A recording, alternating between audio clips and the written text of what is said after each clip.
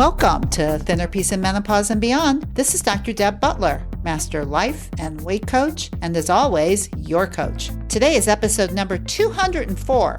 I got some special little tidbits for you today. Stay tuned. Hey everybody, how are you today? Gosh, it's a beautiful Friday here in St. Louis when I like to do my podcast. And I just got through talking to one of my podcast listeners. And the reason that I'm so excited is that she agreed to let me talk to her a little bit about how she's made some of the changes in her life that she's made by listening to my podcast. So the reason that I asked her is because she sent me a letter, and the letter I love so much, I wanted to ask her more questions. So what I want to do is I want to read you right now the letter that she sent me. Then I'm going to let you listen to the interview, and let me warn you right now. The interview that I did got interrupted because the internet stopped working. So you're going to hear a lot of the interview, but it ended up getting cut off. So I will end the interview and I will come on at the end and tell you some things that we had talked about that I still want to share with you. But right now, I just want you to listen to the letter that she sent me. Her name is Karen. And this is what she said after she had watched one of the webinars that I did on emotional hunger and physical hunger. She said, "Thank you so very much for this. I had several aha moments this morning. I cried. I have been listening for a while now, and I so appreciate finding people that are telling me what I knew years ago but wasn't ready to do. I don't have to restrict what I eat. I have to be mindful of when and why I am eating. I am down 25 pounds this year, 50 since I started back in 2016, and it doesn't bother me that it is a slow process. What truly matters is that I am fixing myself on the way down and learning so many negative thought patterns from the past.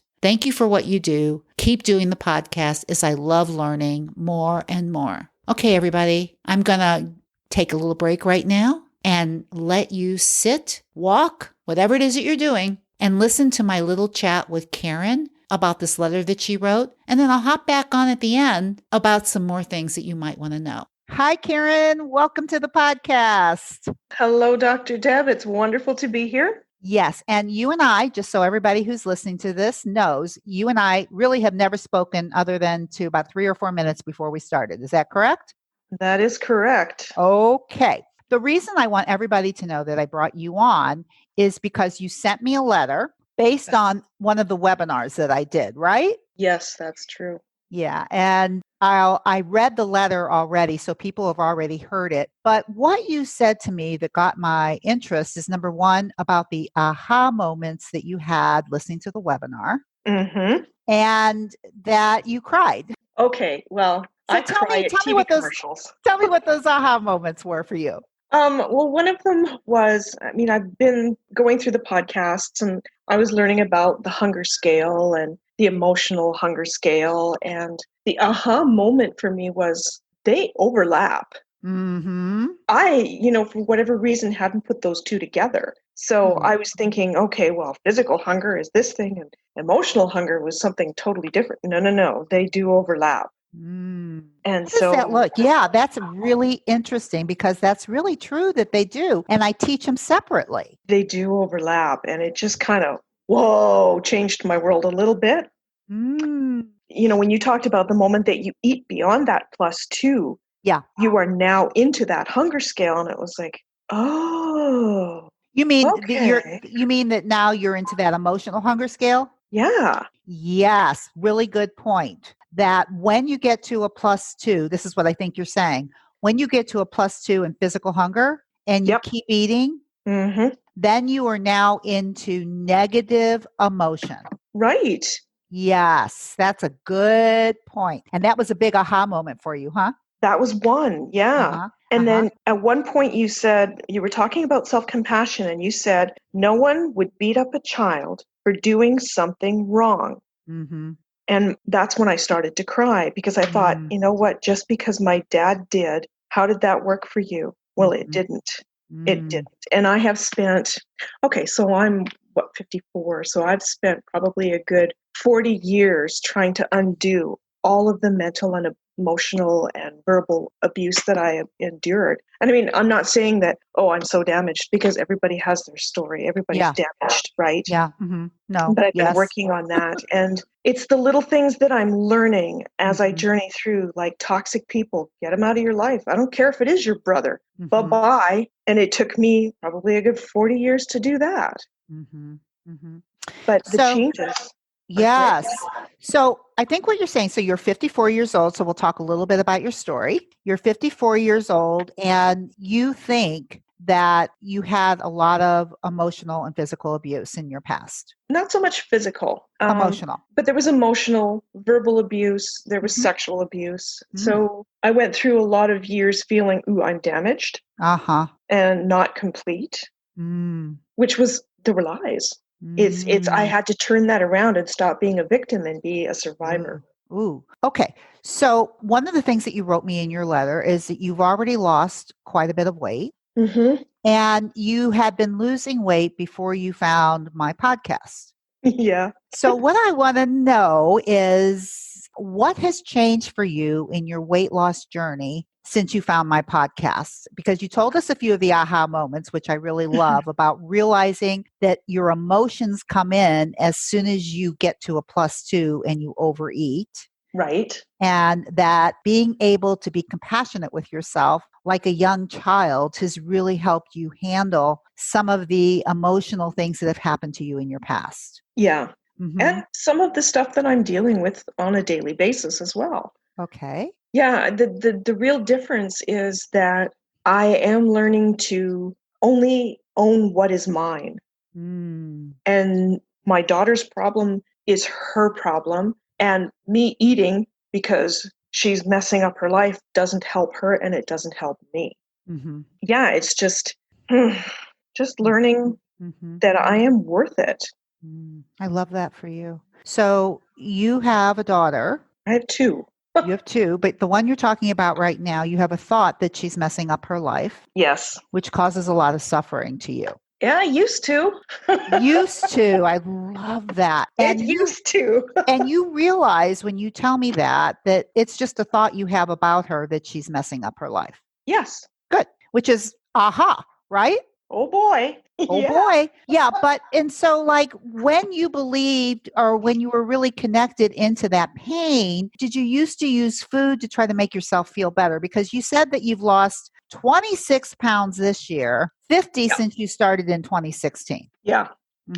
Yeah, I'm not turning to food the same way that I used to. Tell me about that. She would do something and I would just get so angry. And of course, growing up, anger was not allowed to be shown.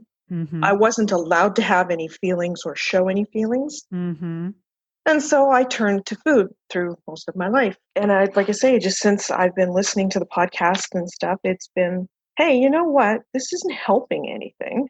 The food doesn't really comfort you. It doesn't fill that hole. It numbs you for a while. So it's lying to you. And your mind is lying to you about what you think that food will do, is what I think I hear you saying. Yeah. Yeah. And you figured that out? I did. Woo! That's an aha moment for me, is that you realize, because I talk a lot about this on the podcast. And what you told me before the podcast is that you took notes on 17 of these podcasts. So far, yeah, starting at the beginning, yeah. Starting at the beginning, which I just love. So I know in some of those podcasts, I talked about, the whole idea that we think we're comforting ourselves with food. Like we're like walking around believing that. And I think so were you. And what I teach in that podcast is if you were so comfortable, why are you in so much pain? Exactly. But I mean, at the time, you don't see that. How did you do that for yourself? I'm very curious. I know you might have heard it from me and I hear you saying it now, but how does that look now when you notice that? When I see it happening now? Does it still happen in your mind? Like if you feel, negative emotion, does something in your mind say, oh, let's go eat? Or how do you handle that? Usually when there's a negative emotion now. Yes, tell me. I'm willing to sit with it. I think you learned that from my podcast. Probably. Oh my God. So I want you, this is huge because this is one of the hardest things for my clients and my podcast listeners alike. How do you sit with it? Well, How do you do that? I guess I just acknowledge the feeling that I have at the time. Mm-hmm. And I realize it's a feeling. Mm-hmm. It's not going to kill me. Generally, I can just kind of see it for what it is and just give it the 5 minutes that it needs, and life goes on. I guess I don't know. No, I think you absolutely do know, I think what you're saying, because in the moment, and you can tell me where I'm wrong, but before you knew what you knew, I think we all believe that we can't do those 5 minutes. Yeah. But I think at some point you do come to a realization that you can get through things. That's what happened with you. Yeah. Yeah. Mm-hmm. And I mean, it may take you time as well. Like, for instance, it would be the death of my mother was in 99. Mm-hmm. And it wasn't until last year that I finally worked through it. I actually allowed myself the time that I needed to grieve her. Ooh. So that's been brilliant. You know what? That is brilliant. And what, for people who are listening, so it happened a while ago. And since you were probably using food, you were afraid probably of just feeling those feelings, right? I think so. It was a combination of many things, I think. With my mom's death, it was so sudden and I wasn't there and I didn't get to see her. Mm-hmm. And there was just a whole schmoz of stuff that happened with her. Yes, but what I want to talk about is that whatever it was and however your brain used to work, it might have just been too much for you to handle because you didn't think you could feel it. Yeah, I think so. My mom and I were quite close. Yes. And I was devastated when she died. And that's a strong feeling. Yeah, and then again, that left my father behind, and my father was never one to show emotion or whenever I felt badly, he didn't want me near him because he didn't want me to cry in front of him. How do you know that? He told me. Oh, he told you not to cry in front of him? Yeah. Okay. So I had to stuff it all down and be that strong woman while he was around. And yeah. Mm-hmm. So. Right. So how did you let yourself feel it? Because you're saying this is just last year and it's really just in the last couple of years. And especially this year, since listening to the podcast, that it sounds like you're really allowing yourself to feel the feelings. And lo and behold, you're losing weight. Mm-hmm. Yeah. Well, again, I wrote letters to my mom and dad over the last few years. And I don't know what it was. I finally just sat down one day. Something triggered it and I cried.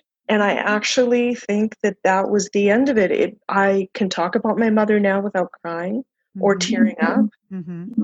I acknowledge the fact that it really hurt deeply. Yes. And okay, moving on.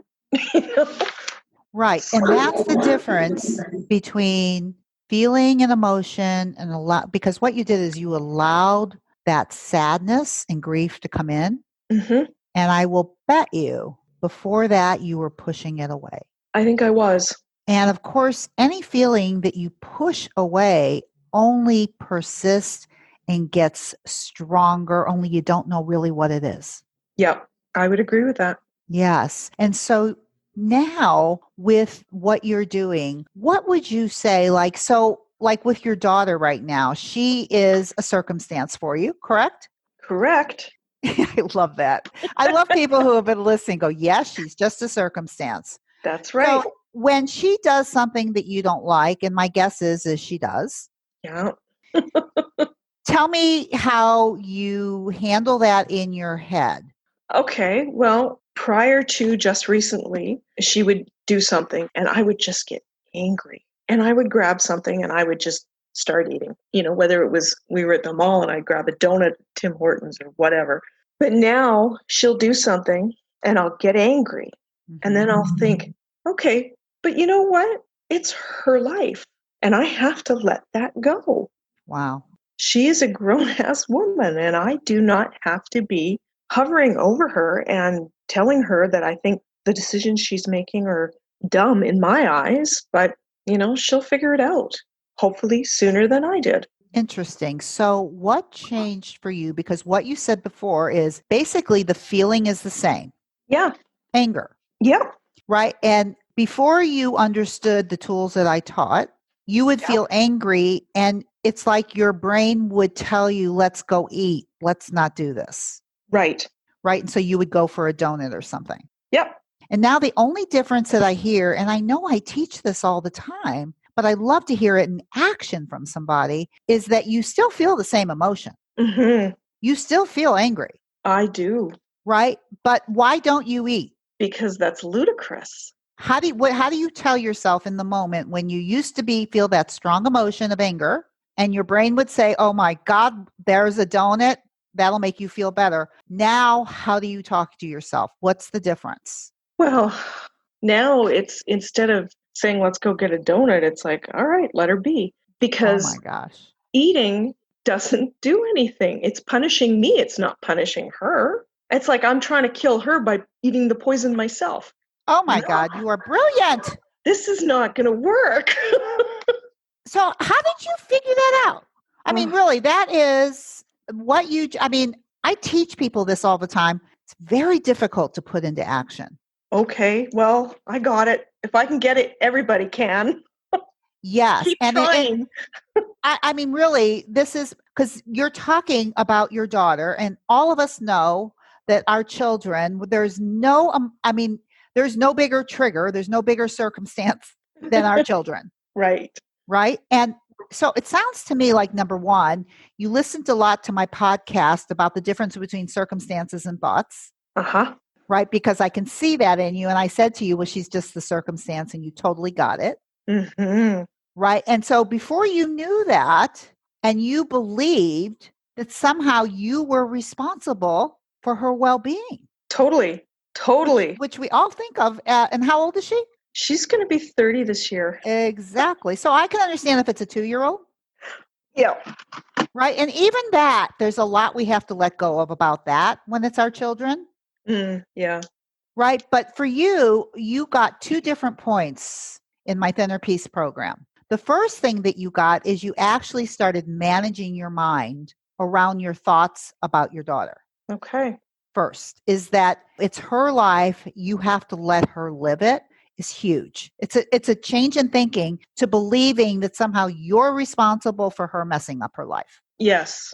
Right? Because I think that's where you were. Oh, it's exactly where I was. Yes. And with your own way of managing your mind, which I think is brilliant. And I'm so happy I can put these podcasts out like this and that you can get it, that I'm making sense. Total sense. So, I mean, it's like, I just can't even believe it. And so like for you, first you managed your, well, I'm not sure what you did first, but for sure you managed your mind and managed a model where you went from she's messing up her life and feeling responsible for it to it's her life and she's going to have to live it the way she wants, and that all the anger in the world on your end isn't going to fix her or you, and eating because of your anger only hurts you. Exactly. And you switched it because you saw that. Yes.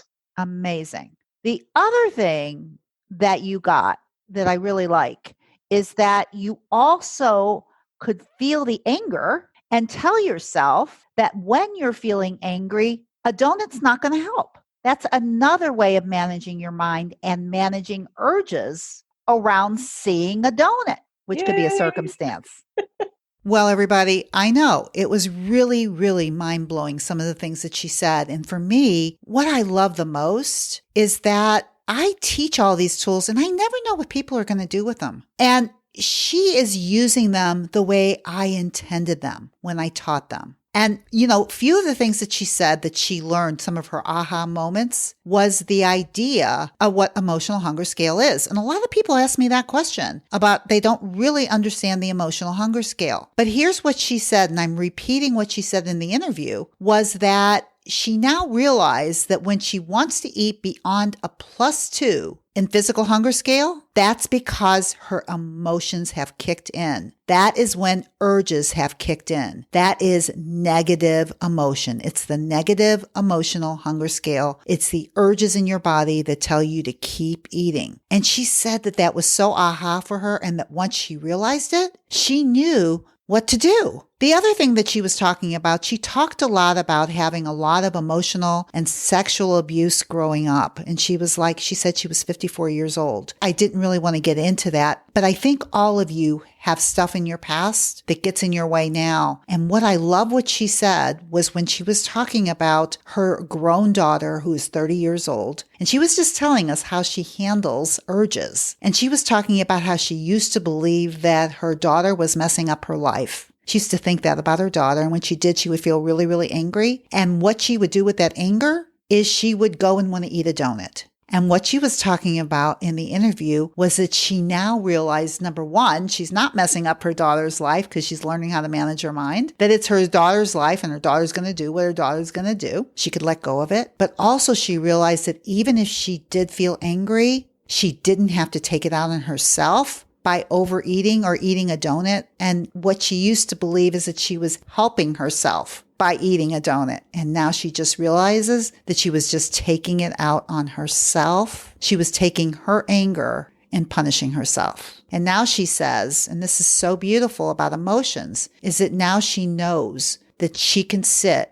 with any emotion. I want you to really think about that. Here's somebody who never knew how to handle her emotions. She was talking about the grief with her mother who passed away, and that it took her a long time to just be able to feel it. And that once she actually felt it, she felt better. And it took years for her to be able to do that. So I want you to take her lessons, Karen's lessons, that she was so courageous to come on and share with you. And unfortunately, she couldn't share more because of our internet, but still enough for you to decide that when something looks delicious to you and you're not hungry, that it's a thought in your head that's creating emotional hunger. And emotional hunger is not something that's filled with food. Emotional hunger is something is filled with understanding and compassion and allowing yourself to feel what you feel without having to stuff it with eating. You guys, I hope that helps. And please, please, please, if what Karen says resonates with you, if what I'm saying resonates with you, and you feel or you think that you need more help to apply these tools, then please don't hesitate. I offer mini sessions as a way to find out if you would be a good fit for my amazing Thinner Peace program. If you would like to find out if you could be helped, all you have to do is go to drbutler.com/work with me, and you can set up a mini session and find out. Don't let your fear get in the way. Let your hope get in the way. Let your hope help you to know that what you're hearing that resonates with you can help you. And as always, before I end, please, please, please be very, very kind to yourself, and I'll see you next week. Bye-bye.